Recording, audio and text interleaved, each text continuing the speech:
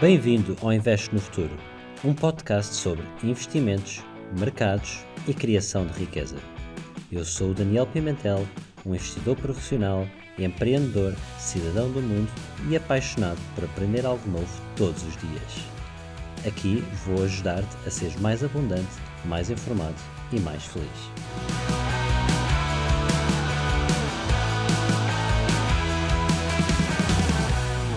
Bem-vindos ao episódio de hoje. Tenho comigo um convidado muito especial, o professor João Pedro Nunes, professor no ISCTE.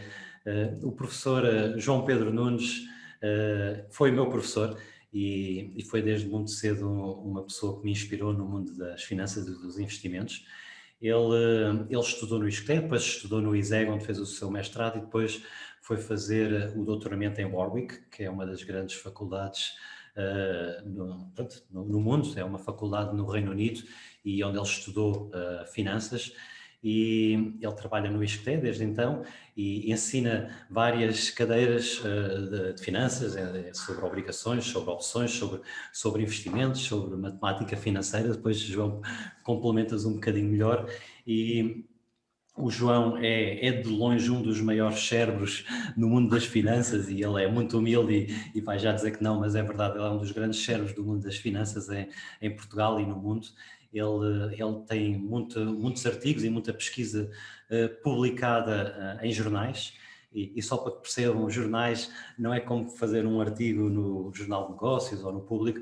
Publicar num jornal académico é um trabalho muito extensivo, é um trabalho que para muitas pessoas leva vários anos e para muitas pessoas se calhar leva 5, 10 anos, e o que eu acho fantástico no João é que ele consegue ter 2, 3 artigos publicados por ano. E eu não sei, João, onde é que tu consegues arranjar tempo para fazer isto tudo, para dar aulas, para administrar certos departamentos que tu lideras. Acho que lideras o departamento de matemática financeira, mas depois explicas um bocadinho melhor isso. E como é que ainda tens tempo de fazer a tua pesquisa? E, João, bem-vindo ao episódio de hoje. Olha, muito obrigado pela apresentação. Deixa-me só corrigir 2 ou 3 coisas. Pronto. Por favor. Okay. A primeira é, portanto, eu sou docente do Departamento de Finanças do ISCTE e coordeno o mestrado de Matemática Financeira, que é uma joint venture entre o ISCTE e a Faculdade de Ciências. Portanto, existe um coordenador do lado do ISCTE e um coordenador do lado da Faculdade de Ciências.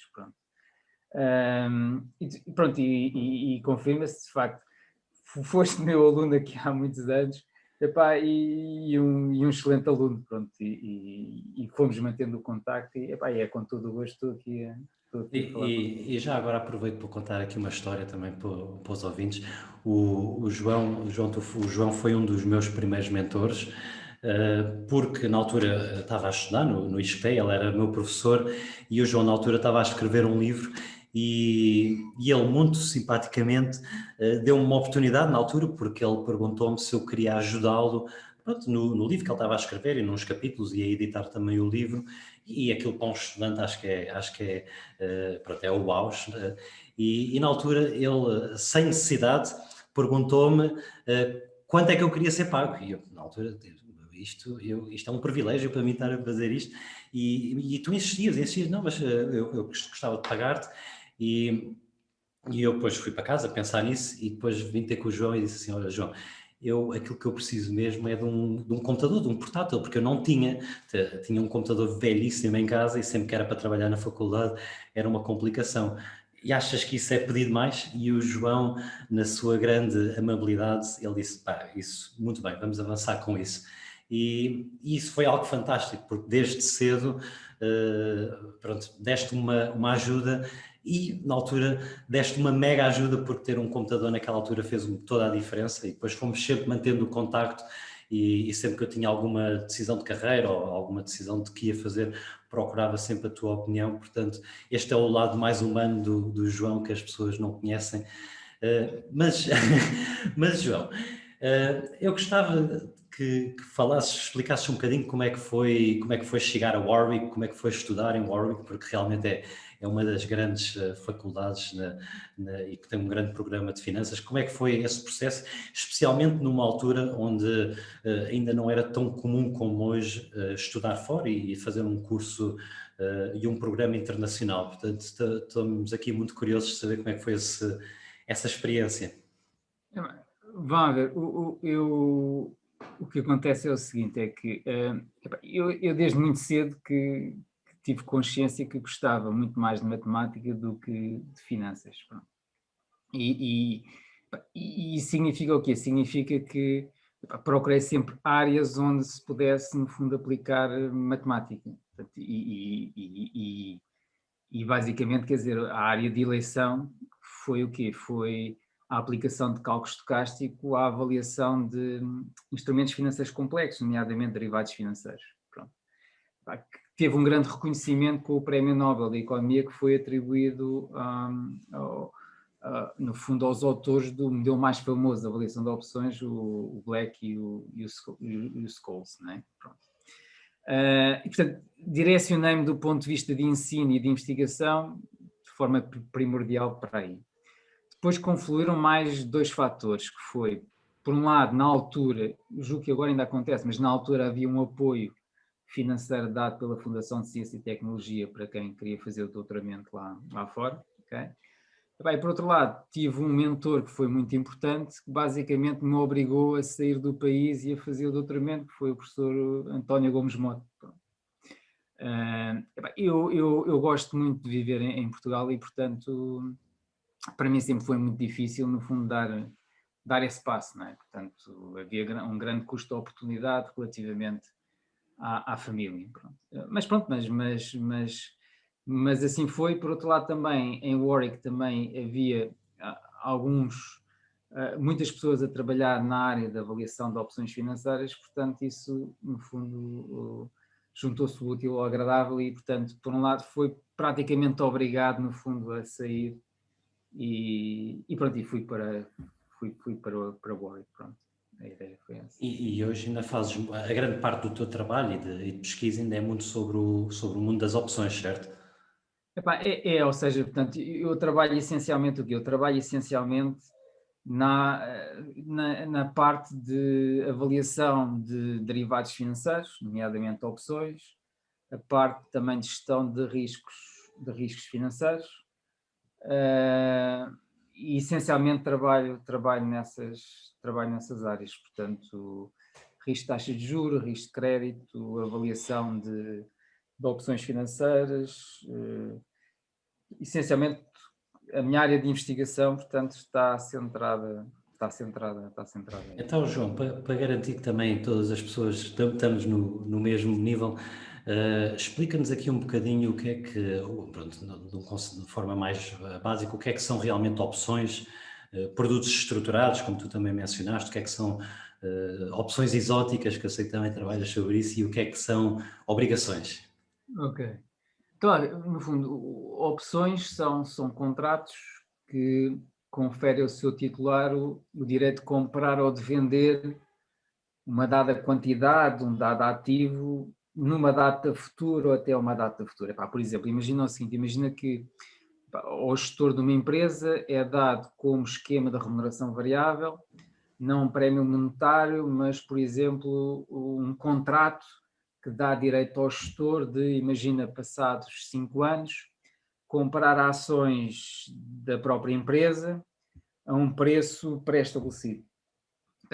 Qual é que é a lógica de um contrato deste? A lógica de um contrato deste é que basicamente, esse contrato só vale dinheiro se eu daqui a 5 anos puder o quê? Se a ação em bolsa estiver cotada acima do preço pré-estabelecido. Imagina que eu tenho o direito de comprar a ação a 10 euros cada ação daqui a 5 anos. Esse contrato, eu só consigo ganhar dinheiro com esse contrato se eu conseguir exercer esse contrato daqui a 5 anos, pago 10 euros por cada ação, que depois em bolsa posso vender por mais do que 10 euros. O raciocínio que está aqui, no fundo, subjacente é o quê? É que estou a alinhar o interesse do gestor com a empresa no sentido em que o contrato para ele vale tanto mais dinheiro quanto mais subir a cotação da ação em bolsa. A ideia, no fundo, é essa. Agora, Estes contratos são contratos que são negociados em bolsas, em mercados organizados, mas também são contratos, epá, que estão embutidos em muitos outros produtos financeiros sem nós nos darmos por isso. Deixa dar-te um exemplo. Imagina o seguinte, imagina que eu hoje faço um depósito bancário e o depósito bancário imagina há um ano, só que em vez da taxa do depósito ser uma taxa fixa, neste momento uma taxa miserável, não é? O depósito promete daqui a um ano reembolsar o meu capital e pagar uma remuneração variável. Imagina que essa remuneração variável é, por exemplo, 50% da valorização do PSI 20 daqui a um ano. Okay? Portanto, basicamente, se eu dar por isso, o que eu estou a fazer é, estou a comprar o direito de receber o capital daqui a um ano e basicamente estou a comprar o quê? Sem dar por isso uma opção de compra, que é designada na gira por uma call option sobre o PSI 20. Na medida em que o meu payoff no futuro é assimétrico, ou seja, se o PSI 20 desvalorizar daqui a um ano, o depósito paga-me juros zero. Se o PSI 20 valorizar, imagina 10%, eu tenho uma remuneração, tenho um juro daqui a um ano, não de 10%, mas apenas de metade, apenas de 5%. Portanto, no fundo, as opções são contratos que são negociados isoladamente em bolsas organizadas, mas também estão inclusas em muitos outros produtos financeiros. Este depósito que eu te dei é o exemplo de um depósito estruturado. O que é um produto estruturado? Um produto estruturado, basicamente, é um depósito ou uma obrigação que em vez de pagar juros periodicamente, imagina uma taxa fixa, paga uma remuneração variável, que é a função da evolução de um outro ativo financeiro. Neste caso era do PSI 20, mas podia ser de uma taxa de câmbio, ou de uma taxa de juros, ou o que fosse. Ok. Finalmente, uma obrigação, o que é? Uma obrigação é um título de crédito, é um título de dívida. Basicamente, um Estado, uma empresa, uma sociedade anónima desportiva precisa de dinheiro, né?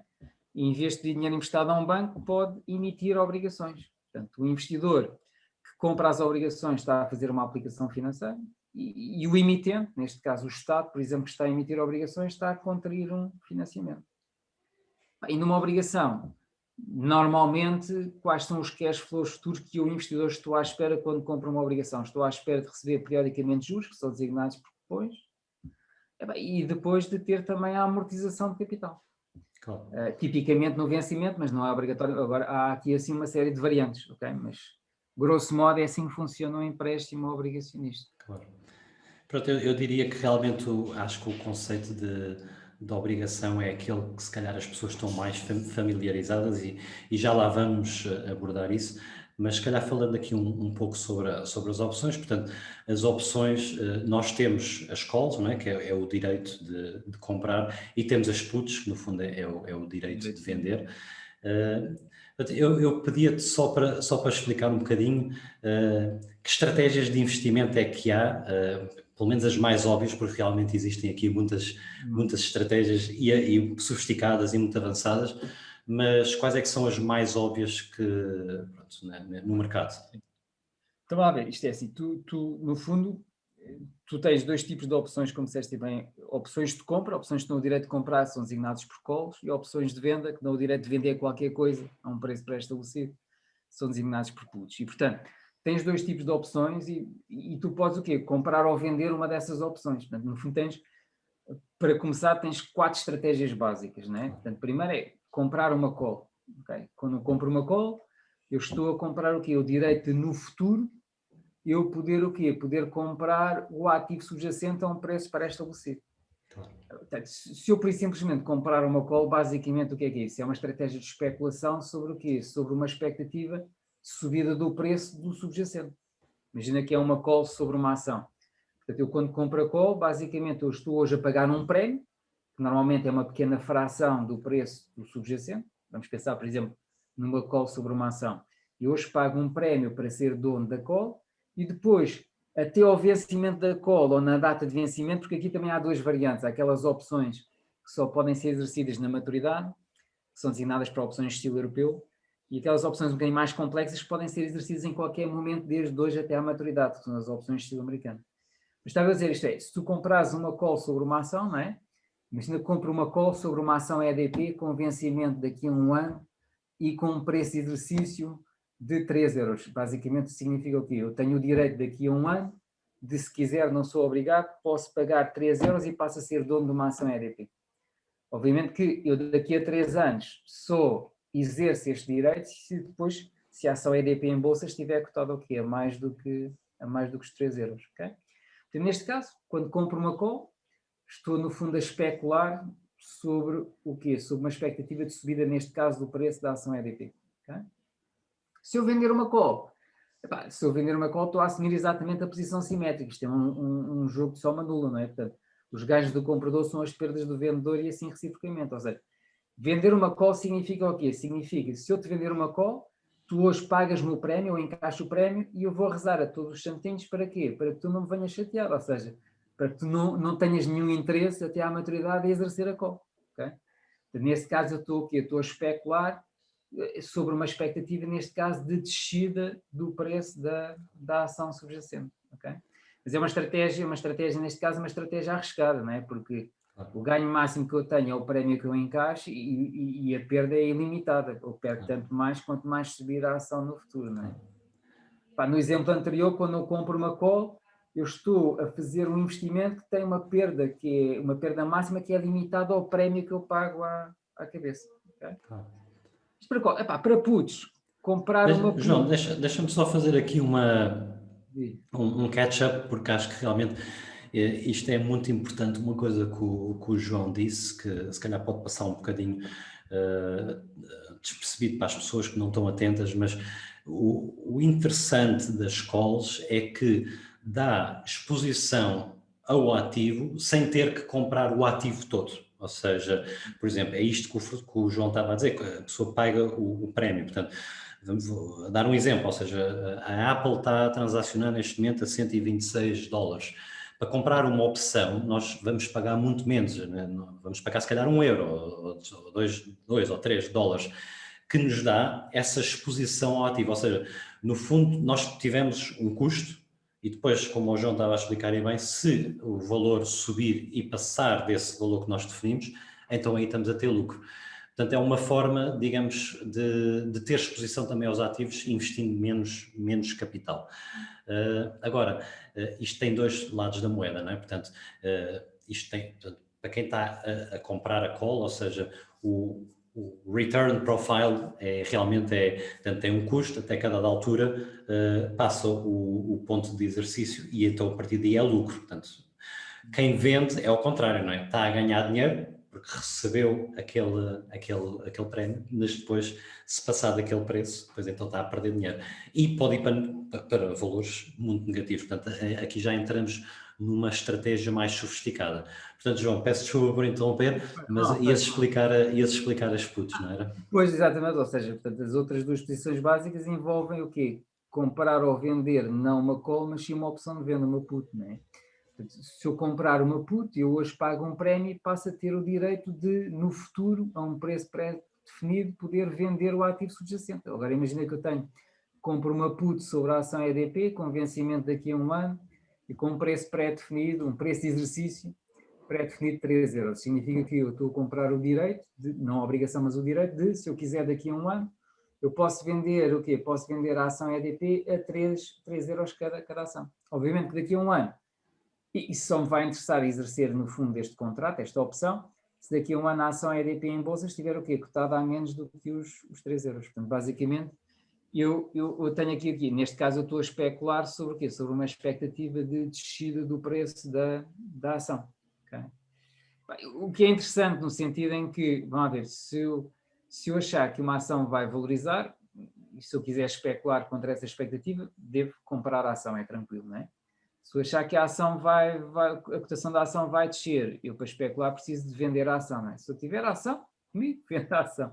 Mas se eu não tiver a ação comigo, a coisa é mais difícil. Eu posso o quê? Posso, no fundo, fazer short selling, ou seja, posso pedir a ação emprestada para vender a ação com o compromisso de depois a recomprar no futuro, ok? Mas através da compra de uma put, isto é uma forma mais simples, não é, de eu especular sobre uma expectativa de descida da cotação da ação. Eu estou a falar no subjacente como sendo uma ação, mas podia ser outra coisa qualquer, podia ser uma taxa de câmbio, uma taxa de juros, podia ser um índice bolsista ou o que fosse. Okay? Pronto, e novamente, em vez de comprar a put, eu posso vender a put, e é a posição simétrica em que eu, ao vender a put, e recebo o prémio do contrato à cabeça, não é? E depois, no futuro, posso ser chateado se a contraparte decidir o quê? Decidir vender uma ação. E eu sou obrigado o quê? A comprar-lhe a ação, no meu exemplo, aos tais 3 euros, não é?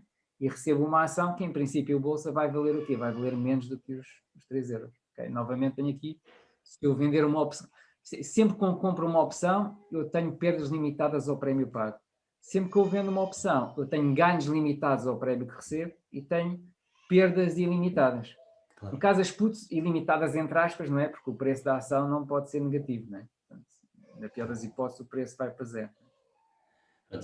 Deixa-me só fazer mais outro catch-up, porque acho que mencionaste aí uma coisa muito, muito importante, que é, realmente nós quando investimos temos duas opções, não é? Ou apostar numa subida ou apostar numa descida. Portanto, a subida tipicamente chama-se long, a descida chama-se short. Agora, realmente, para um investidor como nós, fazer short não está acessível, não é? Tipicamente é para investidores institucionais que têm contas de elevado valor, que têm, não está acessível a pessoas como nós. Mas existe um mecanismo ou um produto fácil de ter um efeito idêntico, que é realmente isto que o João estava a explicar, que é comprar uma put option. Portanto, uma put option é comprar o direito de vender algo. Portanto, se eu compro o direito de vender algo a um preço, se o preço naquela data vai estar menor, portanto, é um ganho que eu estou a ter. Agora, esse é o primeiro ponto que eu achei muito importante no que tu disseste. O segundo ponto que é muito importante nisto é realmente o perfil de retorno, ou seja, quando se compra uma put option, nós temos um custo limitado, mas temos um ganho ilimitado. O reverso é para quem a vende, portanto, quem a vender put options acaba por ser uma estratégia muito arriscada, portanto, acho que também é preciso mencionar isto.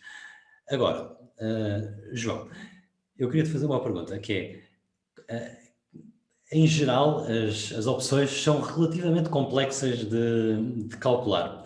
Portanto, sem entrar aqui em grandes detalhes, eu só gostava que explicasses um pouco como é que se calcula uma opção, mas mais importante que isso é até que ponto é que é execuível um investidor normal, portanto, estar a calcular e comprar estes produtos um pouco mais complexos. Então, espera aí, antes de responder à tua pergunta, deixa-me só voltar um bocado atrás, que eu falei naquelas 4 posições básicas e nós estávamos Certo. eu estava a falar na especulação sobre uma expectativa de subida do preço ou descida do preço. Mas esquecemos de dizer uma coisa que é importante, que é as opções permitem fazer outra coisa, que é especular, tentar ganhar dinheiro, não sobre uma expectativa de subida ou descida do preço, mas sim sobre uma expectativa de fraca ou forte volatilidade. Ou seja, eu posso combinar contratos de opções que me permitem ganhar dinheiro, pura e simplesmente não interessa se o preço da ação vai subir ou descer, mas desde que suba ou deixa pouco, eu ganho dinheiro. Ou ao contrário, posso fazer também, desenhar o quê? Carteiras de opções que me dão um payoff positivo na maturidade se o quê? Se a volatilidade for grande. Ou seja, não interessa se o preço vai subir ou descer, mas se vai descer ou subir muito. Okay? Portanto, para isso eu não posso, e isso é construído não assumindo uma das 4 posições básicas, mas sim misturando essas mesmas posições básicas. Agora, respondendo à tua questão sobre a avaliação da João, só uma pergunta, que são as chamadas straddles e... Pronto, sim, os strangles, straddles, Exatamente. é exatamente isso. É exatamente. Agora, relativamente à avaliação de opções, relativamente à avaliação de opções, a avaliação de opções é complicada de ser feita, mas isto é assim, eu basicamente, para avaliar uma opção, eu preciso de modelizar a distribuição de probabilidades do preço do ativo subjacente. Porquê? Porque, no caso de uma call ou da put sobre a EDP, aquilo que eu vou ganhar ou perder com o contrato depende em última instância de quê? De qual é que é a cotação que a EDP vai fazer daqui a um ano na Euronext Lisboa, ok? E, portanto, eu para avaliar uma opção, o primeiro passo consiste em escolher o quê? Escolher uma distribuição de probabilidades para, neste caso, o preço da EDP daqui a um ano, ok? E aí existem não sei quantos modelos possíveis. Existe uma literatura vastíssima, isto é, o modelo mais célebre é, no fundo, a distribuição de probabilidades de log normal que resulta do tal processo de Black-Scholes, que é o tal modelo famoso que deu origem a um prémio Nobel, foi o primeiro. Mas existe uma série de literatura que, no fundo, diz o quê? No fundo, esse modelo Black-Scholes, ou essa distribuição log normal, deriva de pressupostos demasiado simplistas, como, por exemplo, o facto da volatilidade ser constante. Existe uma série de literatura que mostra, não, a volatilidade não é constante, a volatilidade é ela própria, portanto, uma variável estocástica. E depois também existe uma série de literatura que mostra o quê? Que mostra que as caudas da distribuição log normal são demasiado achatadas, o que significa que minimiza a probabilidade da ocorrência de eventos extremos. E existe na literatura e na história recente uma série de exemplos de eventos extremos, ok? Portanto, a escolha do modelo de avaliação, neste caso, do preço da ação, não é uma escolha fácil. Mas pronto, uma vez definido esse modelo, ok? Depois o que nós fazemos quando avaliamos opções é chegar ao valor da opção que implica a inexistência de almoços grátis. Ou seja, no fundo a ideia é a seguinte, se eu acreditar naquele modelo de avaliação da opção, ou seja, se eu acreditar na distribuição de probabilidades que eu defini para o preço da ação EDP, o fair value que eu vou obter para a opção é o fair value que é consistente com o preço que eu observo em mercado para a ação EDP e que, a não ser verificado no mercado, implica a existência do almoço grátis, ou seja, implica que eu sou capaz de desenhar uma estratégia que envolve opções ou a própria ação EDP, que é capaz do quê? Que é capaz de permitir obter um ganho sem risco.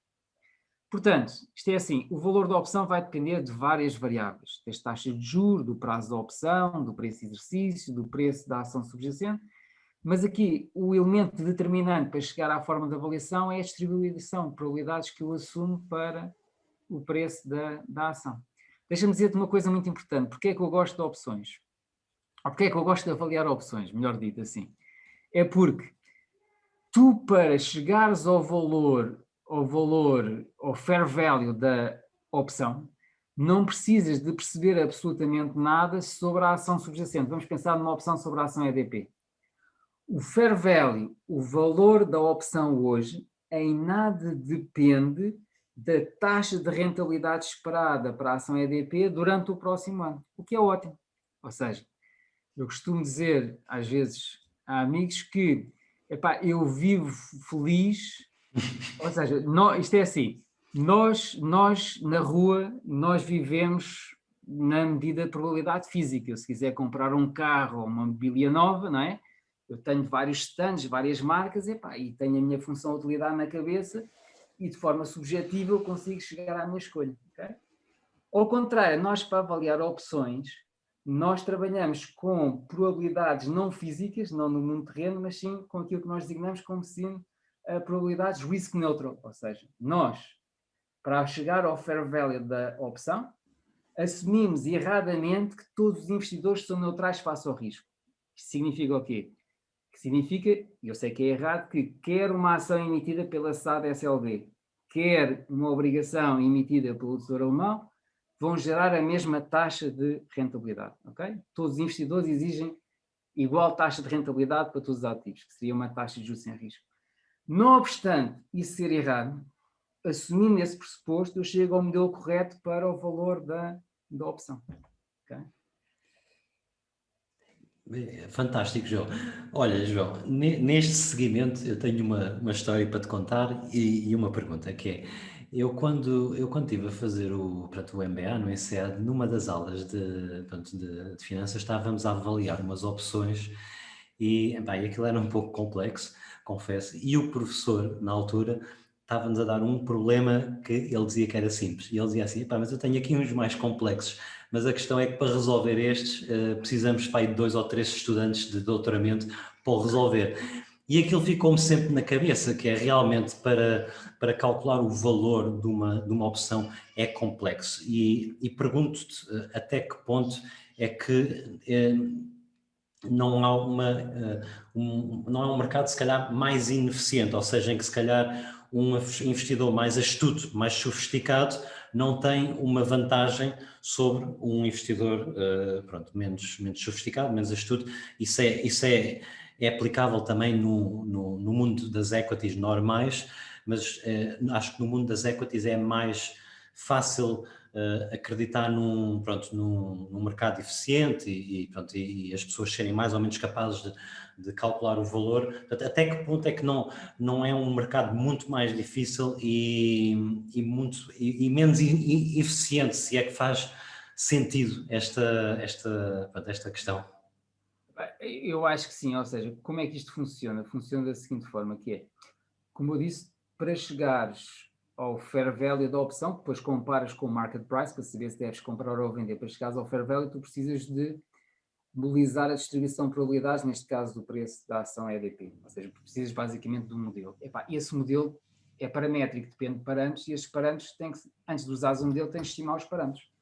Portanto, tipicamente o que é que se faz? O que se faz é calibrar o modelo. O que é que significa calibrar o modelo? É definir alguns fundamentais, por exemplo, o preço da ação, o preço de algumas opções suficientemente líquidas, normalmente aquelas que se designam por at the money, portanto aquelas opções em que o preço de exercício está próximo do preço do ativo subjacente, ou seja, eu escolho alguns benchmarks suficientemente líquidos e vou escolher os parâmetros do meu modelo para obrigar o meu modelo a replicar exatamente o preço de mercado desses fundamentais, por exemplo, dessas algumas opções, cujo preço eu não discuto, ok? E a seguir, o que o meu modelo vai ser capaz de fazer é dar-me o fair value das outras opções, para outras maturidades, para outros strikes, que é consistente com o preço de mercado desses mesmos benchmarks, ok? Porquê é que isso é importante? É importante porquê? Porque se eu quiser replicar, ou seja, se eu quiser vender a um cliente uma opção um bocadinho mais exótica, menos standard, há pouco eu esqueci de explicar o que é que eram opções exóticas, são opções que não são opções standard, ou seja, que não têm alguma particularidade que as torna um bocadinho mais esquisitas, ok? Mas se eu quiser, no fundo, vender a um cliente uma opção menos standard, eu consigo o quê? O meu modelo consegue fazer o pricing dessa opção menos standard, mas mais importante do que isso, o meu modelo permite-me replicar essa opção menos standard através de uma combinação das outras opções benchmarks que eu tomei o quê? Que eu tomei por base para calibrar o meu modelo, ok? Portanto, respondendo à tua questão, isto é, para fazer, no fundo, trading no mercado de opções é preciso um bocadinho mais de sofisticação em termos de qual é que é o modelo de avaliação que eu vou utilizar. Sim. Acho que sim. Portanto, João, acho que já conseguimos deixar aqui as pessoas bastante confusas com estes termos todos, mas acima de tudo, acho que há aqui 2 ou 3 conceitos que o João explicou, que tu explicaste que são, para mim, que são críticos. Em primeiro lugar, para um investidor normal, ou seja, isto não é propriamente um mercado que se calhar eu recomendo, eu próprio não uso calls e puts, mas para um investidor normal, embora seja difícil calcular o fair value, aquilo que eu posso dizer é que se vocês querem ter exposição a um ativo e vocês acreditam profundamente que aquele ativo, seja a Apple, seja a EDP, ou o que quer que seja, vai crescer e vocês não querem estar a investir, se calhar, tanto dinheiro, uma call option pode ser uma opção, porque tem exposição a esse ativo investindo muito menos. E o inverso também se aplica se vocês esperam que um ativo vá descer e querem apostar nisso, as puts é uma forma de o fazer. Agora, eu só vos faço aqui uma grande ressalva, que o João falou, mas não fomos muito a fundo a isso, é que realmente as options, elas têm o elemento tempo. Não é infinito, ou seja, é finito. Costuma-se dizer muito aquela coisa que é o mercado pode continuar mais tempo irracional que eu líquido. Portanto, é por isso que eu não gosto de usar as opções por causa disso, porque acho que tem este elemento de temporal que pode estar um mercado irracional durante mais tempo do que aquilo que é a minha opção e perdi. Mas, portanto, Agora, João, acho que era porreiro avançarmos aqui um bocadinho para as obrigações, porque acho que é realmente um tema que é muito, muito importante, se calhar, para a grande maioria dos investidores, porque acho que os investidores mais conservadores acaba por ser uma forma de, ou um ativo, sendo um ativo de rendimento fixo, acaba por ser uma das opções principais que as pessoas têm para investir. Portanto, já explicaste há bocado o que é uma obrigação. Eu lembro-me perfeitamente das nossas aulas e lembro que tu falámos muito sobre a yield to maturity e se há coisa que eu me lembro e que sempre ficou comigo foi que a yield to maturity é de longe talvez um dos conceitos mais importantes no que toca a obrigações. Portanto, eu pedi para explicares um bocadinho o que é isto da yield to maturity e qual é que é a diferença de yield to maturity para cupão, porque acho que há muitas pessoas que fazem perdem-se logo nessa distinção tão básica que é muito importante. Sim, sim. Isto é uma obrigação, pode ter um cupom alto e pode ter uma yield to maturity miserável e vice-versa, ou seja, vamos lá ver. No fundo, o que é yield to maturity? É uma medida que mede a taxa de rentabilidade que eu obtenho se hoje comprar a obrigação e se aguentar a obrigação comigo until maturity, ou seja, até à maturidade. Okay? Portanto, essa taxa de rentabilidade vai depender de quê? Depende da taxa do cupom. Quanto mais altos forem os cupons, maiores vão ser os cash flows que eu vou receber, portanto, maior a yield, maior a rendibilidade que eu vou obter. Mas a yield, ou seja, a rendibilidade que eu vou obter, não depende só da taxa do cupom, depende também do quê? Do preço ao qual eu hoje vou comprar a obrigação. Quanto mais alto for o preço ao qual eu hoje compro a obrigação, pior a yield, ou seja, menor a rendibilidade que eu vou obter. Okay? E depois, a yield também depende de outra coisa, de como é que eu reinvisto os cash flows intermédios, mas isso é um efeito de segunda ordem, ou seja, basicamente a yield depende do preço de compra, depende da taxa de cupom, também depende do quê? Também depende do valor de reembolso da obrigação. Isto é, a obrigação pode ser reembolsada acima ou abaixo do par, e isso portanto, se for reembolsada acima do par, significa que a yield vai ser mais alta, se for reembolsada abaixo do par, a yield vai ser mais baixa. Mas basicamente a yield to maturity, ou a rendibilidade que eu vou obter, depende daquilo que eu pago pela obrigação e daquilo que a obrigação me vai pagar. Basicamente é isso. Okay. Portanto, no fundo, a yield to maturity acaba por ser o indicador de referência, porque é o que diz qual é que é o rendimento que a pessoa, no fundo, está a ter, porque eu acho que este, para mim, é o conceito mais importante. João, diz-me uma coisa, a yield to maturity é algo que é tipicamente disclosed, ou seja, as instituições que o vendem são obrigadas a reportá-lo, ou isto acaba por ser uma coisa que o investidor tem que calcular? Não é obrigatório o emitente fazer o quê? Fazer o disclosure da yield, porque mas, por exemplo, se tu olhares para um screen da Bloomberg, a Bloomberg tem lá o valor de cotação da obrigação e ao lado tem o valor de cotação de BID e o ASC, e ao lado tem lá duas colunas, com o yield to maturity associado ao BID e associado ao ASC. E no Excel existe uma função muito simples que se chama mesmo yield e calcula facilmente a yield. Agora, vamos ver, a yield, isto é assim, a yield só é a rendibilidade que eu vou obter se eu aguentar a obrigação comigo até à maturidade.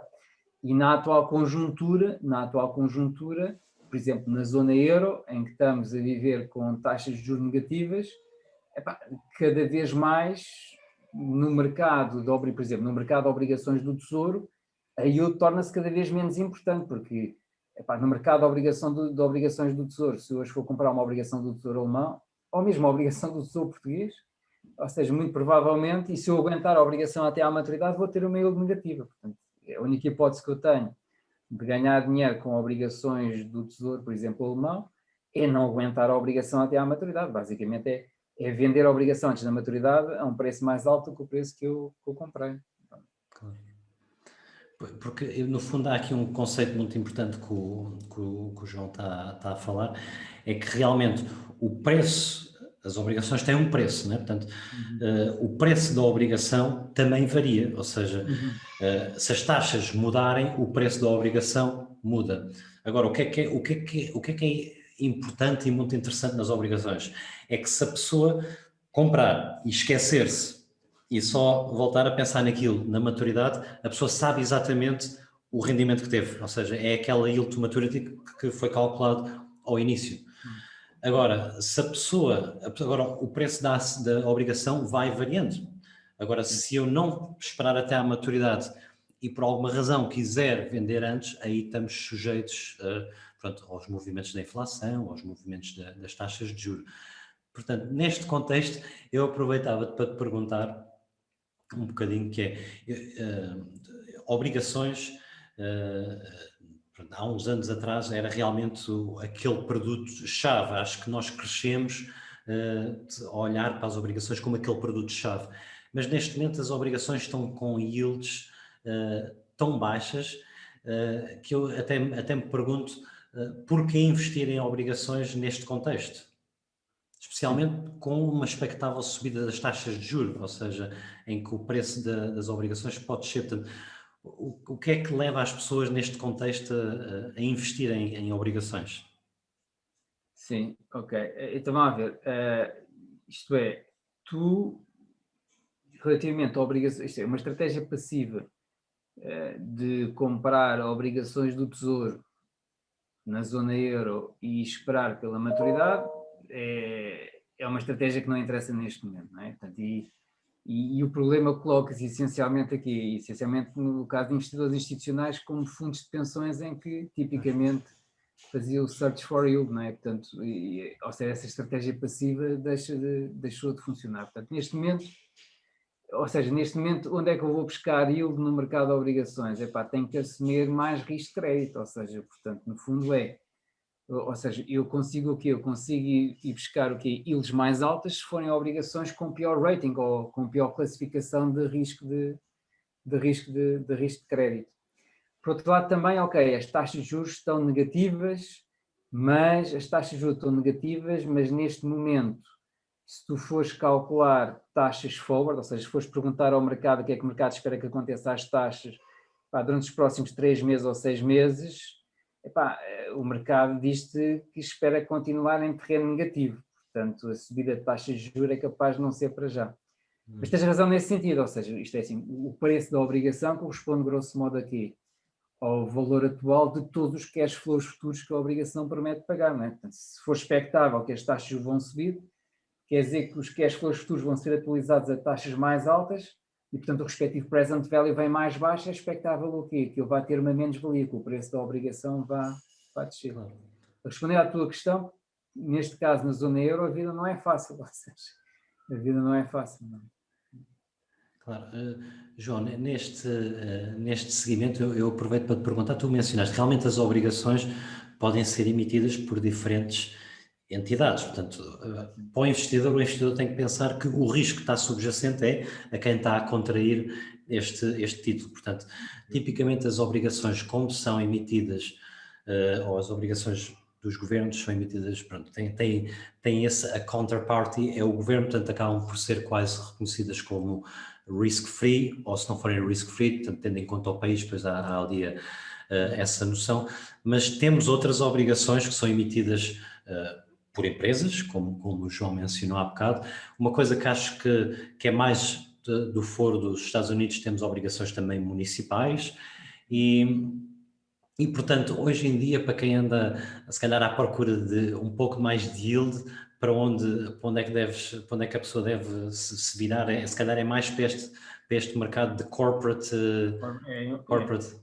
bonds, exatamente. É a única hipótese.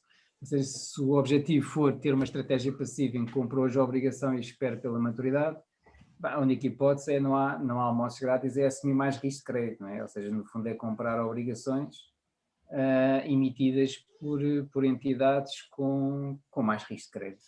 No fundo e aí o investidor o que está a assumir o risco de crédito associado a essa mesma entidade, não é? No fundo se substancia o quê? Na probabilidade do emitente não pagar os cash flows prometidos na ficha técnica nas datas acordadas. Sim.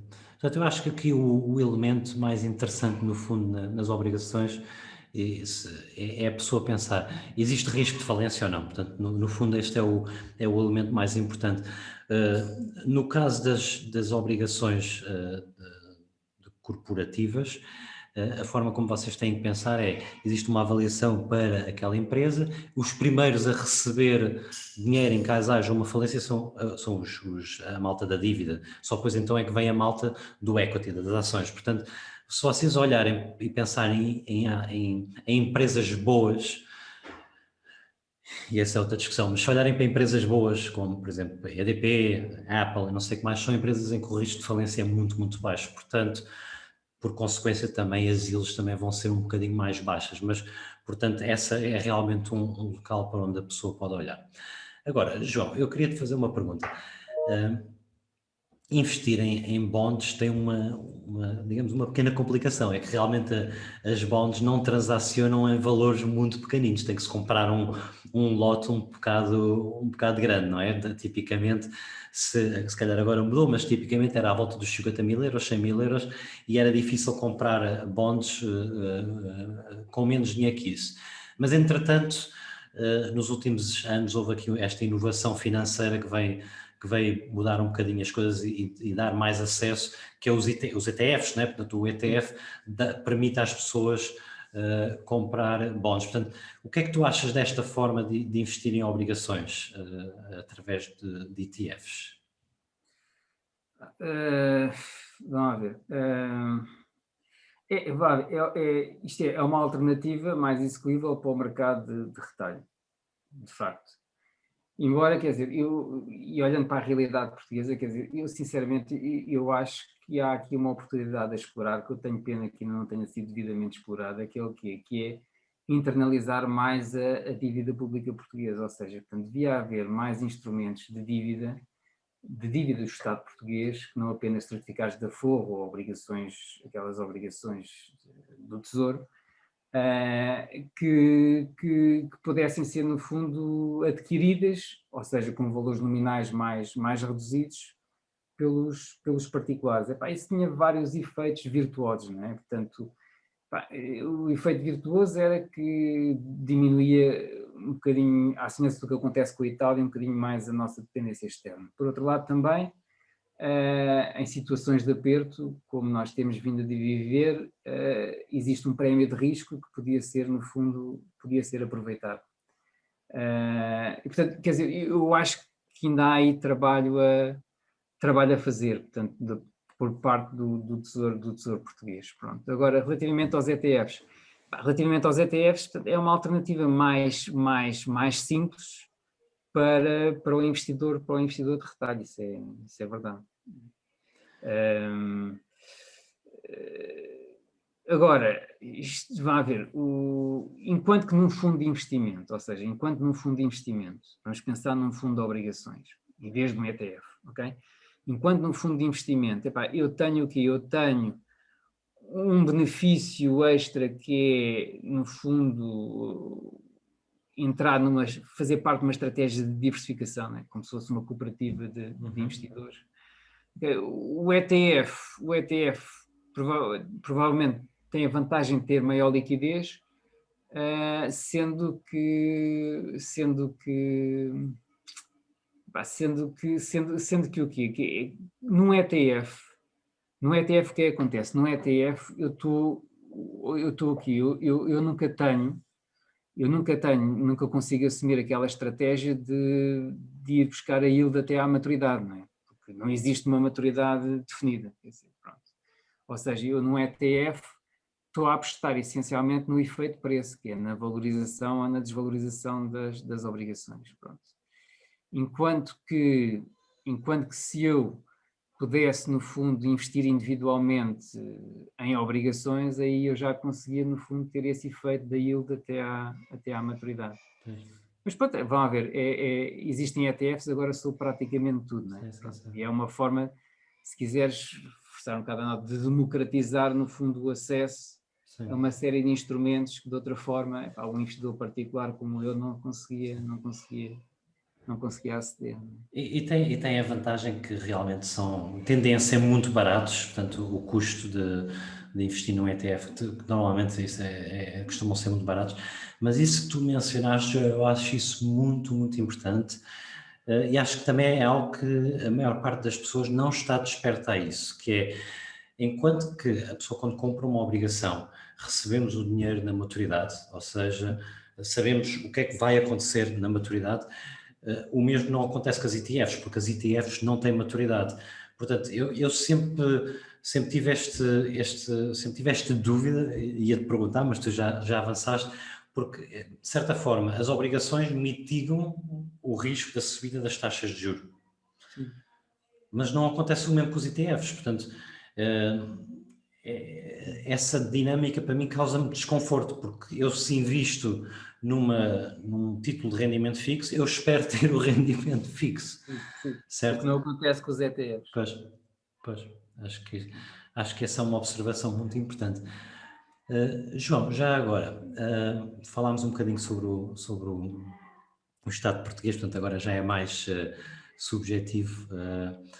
Até que ponto é que, portanto, é que se a Euribor subir, até que ponto é que o Estado, é que tu achas que o Estado português está capaz de sobreviver à falta de uma melhor palavra e até que ponto não será arriscado, pronto, certificados de aforro e outros produtos neste contexto?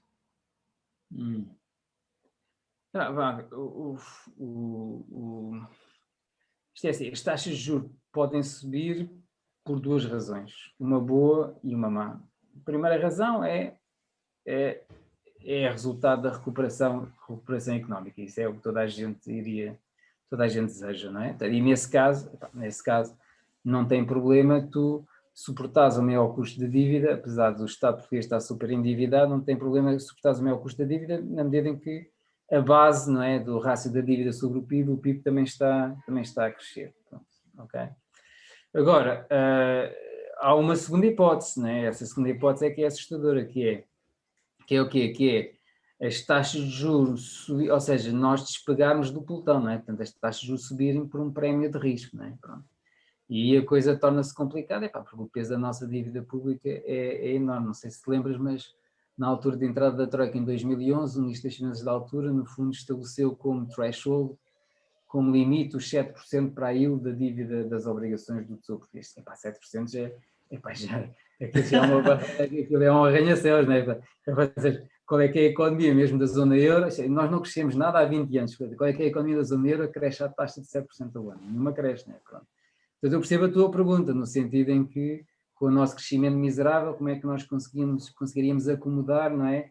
Uma subida no custo da dívida. Quer dizer, eu acho que aí a decisão será essencialmente política, não é? Portanto, se a Europa prosseguir num caminho não estou a dizer se é bom, se é mau, de mutualização da dívida, como já está quase a ser aberto o precedente, não é? Ainda estamos à espera do Tribunal Constitucional Alemão, não é? Portanto, mas se avançar por aí, provavelmente não vamos despegar do pelotão. Caso contrário, as fragilidades mantêm-se todas, não é? Quer dizer, ou seja, não resolvemos absolutamente nada. Claro. Não é? João, só para terminar aqui a questão da temática das obrigações, portanto, acho que falámos um pouco Mas deixa-me dizer uma coisa, Daniel, tu estavas a perguntar, mas será que não é demasiado arriscado investir em Sim, certificados de aforro? Quer dizer, isto é assim, repara uma coisa, se for extremamente arriscado investir em certificados de aforro, também vai ser ainda mais arriscado ter depósitos bancários, não é? sim. Ou seja, é uma pecking order. Não é? Sim. Mas acaba por ser um tema importante a pensar, não é? Como é que a pessoa vai alocar portanto, o seu capital, o seu portfólio, mas, mas João, neste seguimento nós falámos muito portanto, das yields e eventualmente até de uma expectável subida das yields. Até que ponto, e novamente isto é subjetivo, até que ponto é que isto não poderá ameaçar o mercado das ações, porque o mercado das ações tem subido imenso, também tem sido um reflexo de não haver outras opções, se calhar, para investir, não é? Porque os investidores que antigamente investiam em bonds agora acabam por ter que ir, obrigações, acabam agora por ter que ir à procura de outros ativos e de certa forma isso tem inflacionado também o preço das ações. Portanto, até que ponto é que esta subida das yields não poderá aqui ameaçar o mercado das equities, o mercado das ações? Poderia se a subida das yields resultasse do maior custo do endividamento das empresas, não é? Porque isso iria ter um reflexo negativo sobre o mercado de ações. Epá, mas, quer dizer, por acaso, eu até acho, ou seja, reza todos os santinhos para que consigamos o mais rapidamente possível sair desta armadilha em que nós estamos de taxas de juros negativas. E, quer dizer, e não se está a vislumbrar a curto prazo Pois. como é que nós vamos sair, como é que vamos sair daqui. Os Estados Unidos, depois da crise subprime, rapidamente passaram para terreno positivo. Bem, nós continuamos neste ramo-ramo em que, epá, tomara eu que as yields passassem, no caso das obrigações do Tesouro, para terreno positivo, Claro. por uma razão virtuosa, não é? Claro. E, portanto, quer dizer, eu acho que o risco está em nós continuarmos o quê? Continuarmos nesta armadilha de Claro. taxas negativas. Claro, claro, claro. Então, João, diz-me uma coisa. Uhum. A nível de investimentos, que tipo de investidor é que tu és? Ou seja, como é que é o teu estilo de investimento? És uma pessoa mais ativa, mais passiva, mais conservador, mais agressivo? Claro, se Que calhar ativos é que devíamos, privilegias mais? Daniel, se calhar devíamos ter começado por aí, ou seja, tu antes de me teres feito essas perguntas todas, essa se calhar devia ter sido a primeira, e o pessoal ficava logo todo esclarecido. Epá, eu sou um investidor, epá, um investidor que sou uma nulidade, ou seja, epá, o meu portfólio resume-se a quê? Resume-se a imobiliário e depósitos bancários, mais nada. Quer dizer, vá ver, há duas razões para isto. A primeira razão é que eu sou funcionário público, portanto, também não tenho muito dinheiro para investir, não é? E a segunda razão é que eu tenho um perfil de aversão ao risco, epá, enorme, que é um defeito, epá, mas tenho. Portanto, quer dizer, eu gostava de dizer que no meu portfólio tenho ações e tenho obrigações, epá, não tenho nada, não tenho. Mas é um estilo muito conservador, mas eu acho que ter a exposição a algo mais de rendimento fixo e ter a exposição imobiliário, portanto, eu chamo isso de real assets, eu acho que é uma estratégia Mas imobiliário é muito pouco, muito pouco, muito pouco. Mas também és Então, empreendedor, eu sei, eu também sei que tens aí uns investimentos empreendedores, portanto também acaba por ser uma forma de investir pronto, menos convencional, digamos assim. Olha, João, agora se calhar só para finalizar, umas perguntas que eu gosto sempre de fazer aos meus convidados, mais do foro pessoal. Uh, Algum livro favorito que tenhas, algum livro que queiras recomendar aqui às pessoas, ou algum livro que tenha impactado, algum livro que tenhas lido recentemente, que tenha ficado na memória? pá, essa aí, epá, isto é assim, um livro,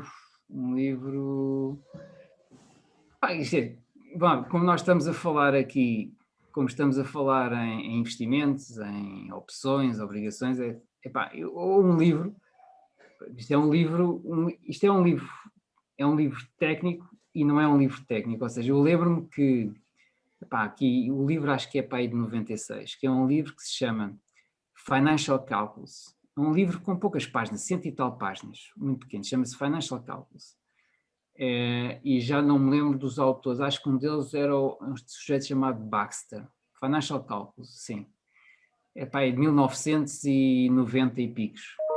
Que é um livro que eu lembro-me que ainda antes de fazer o doutoramento li aquilo,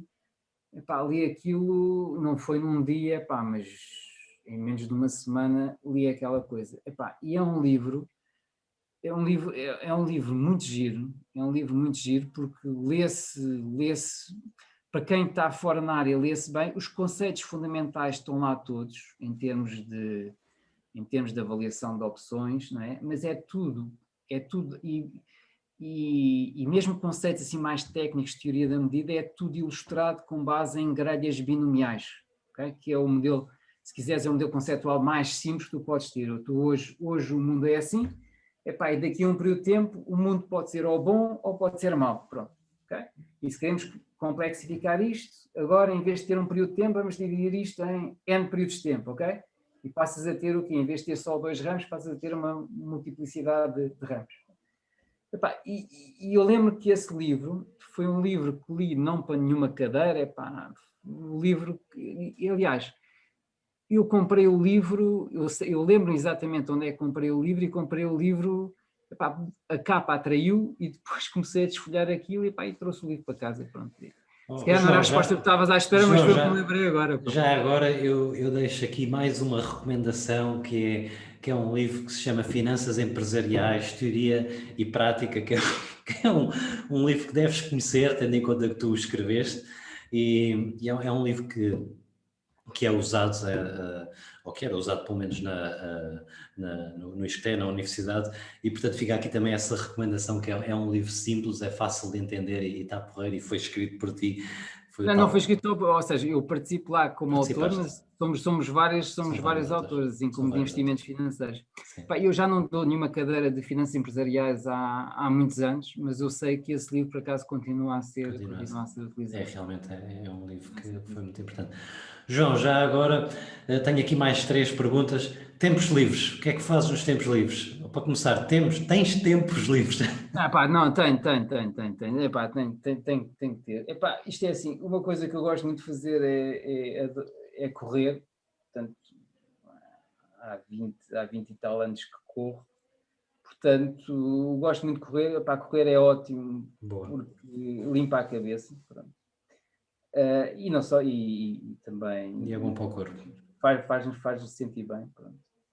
Epá, e sempre que posso, epá, não vou dizer exatamente o sítio, mas no centro do país, epá, tenho um sítio em que já pertence aos meus pais, né? Portanto, já vem dos meus pais, epá, em que soa-se pássaros e mais Muito bom. nada. E tens alguma distância que gostes especialmente de correr? Ou é Epá, free? não, isto é, sim, epá, não corro, eu não sei exatamente qual é que é a distância, mas epá, é 1 hora e um quarto, 3 vezes por semana. Pronto. Fantástico, isso é um excelente exercício. João, conselhos de carreira, ou seja, conselhos para quem esteja a começar no mundo das finanças, quem queira seguir uma carreira, se calhar académica ou uma carreira profissional, que são diferentes, mas que conselhos é que deixas para quem esteja a começar uma carreira no mundo das finanças? No mundo das finanças, epá,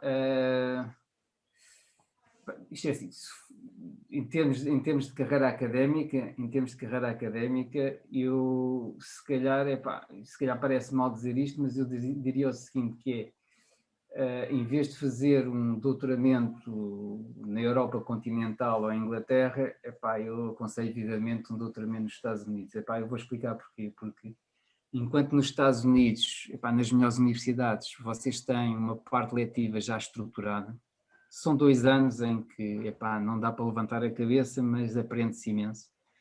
Na Europa, de antes não era assim, agora já começa a ser mais assim, mas não existe uma parte letiva tão bem estruturada. Epá, isso é importante para conhecer diferentes docentes, epá, e também para quê? Para não afunilar apenas numa única área, portanto, para ter uma exposição maior a diferentes áreas. Epá, isto do ponto de vista académico. Epá, do ponto de vista profissional,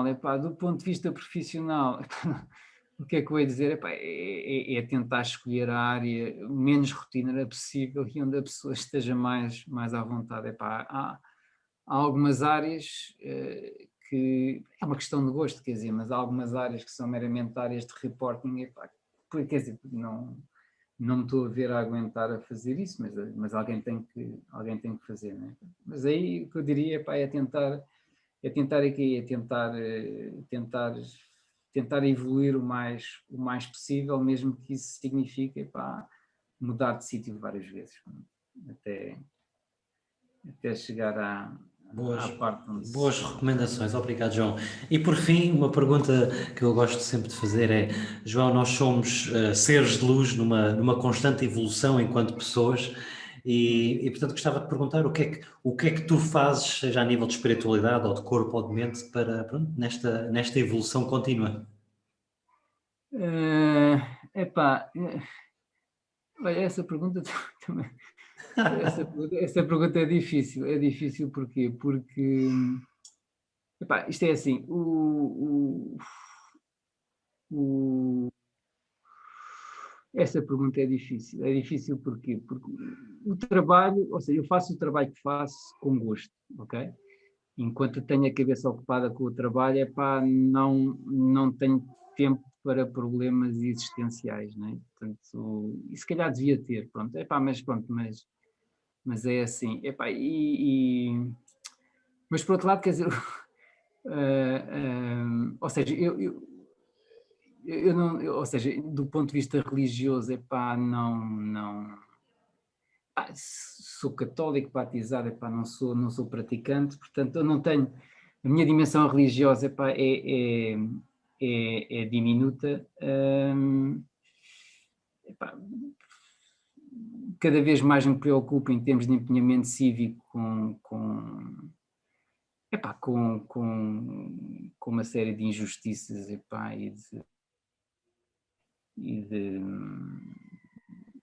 de ineficiências do nosso regime, né? Cada vez me revoltam mais casos enormes de corrupção, mas pronto, mas do ponto de vista espiritual, acho que esta era a tua pergunta. Não tenho nenhuma dica para te dar, não tenho nenhuma dica. João, espiritual corpo ou mente, eu acho que de certa forma já tinhas abordado isso, porque tu falaste que gostas de correr, que acaba por ser uma experiência um bocado meditativa e ao mesmo tempo física, que te faz ser uma melhor pessoa. Portanto, João, acho que chegamos aqui ao fim da nossa conversa. Eu tenho-te a agradecer. Foi uma conversa fascinante com o professor João Pedro Nunes. Eu recomendo a todas as pessoas, agora quando chegarem ao fim, voltarem a meter no repeat, porque realmente falamos de conceitos importantes, de certa forma complexos, que tentámos descomplicar, mas que não deixam de ser complexos, mas falámos de conceitos muito importantes a nível das opções, a nível de obrigações, e especialmente no campo das obrigações, que são títulos de rendimento fixo e que muitas pessoas usam isso como sua forma de investimento. Acho que realmente é uma conversa que merece reflexão. Portanto, João, muito obrigado pela tua conversa e pela tua disponibilidade, e um abraço. Ok, obrigado, prazer em falar contigo outra vez. Tchau, tudo bem. Obrigado por me teres ouvido. Se gostaste do episódio de hoje, subscreve, deixa a tua review e partilha-o para que este podcast possa chegar a cada vez mais pessoas. E claro, acompanha-me no Instagram, @dani.pimentel, e envia-me uma mensagem a contar o que achaste. Para saberes mais sobre mim e encontrares informação adicional de cada episódio, visita o meu website www.danielpimentel.pt. Atenção! Todas as opiniões expressas por mim e pelos meus convidados são apenas por efeitos educacionais, não são recomendações de investimento e não reconhecem as tuas condições financeiras específicas.